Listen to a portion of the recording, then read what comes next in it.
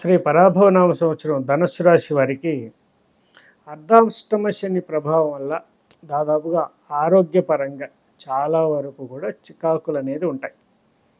అయితే ఇప్పుడు మీకు గురువు యొక్క అనుగ్రహం వల్ల దాదాపుగా ఈ ఫస్ట్ హాఫ్ అంతా కూడా చాలా బాగా రీసెట్ అవుతారు మీరు మొత్తం మీద. అయినప్పటికీ కూడా గురువు యొక్క అనుగ్రహం అలాగే శని యొక్క ప్రభావం మిమ్మల్ని మీద అడుగడుగున అవమానాలకు గురి చేసినప్పటికీ చివరిలో విజయం మీరే సాధిస్తారు.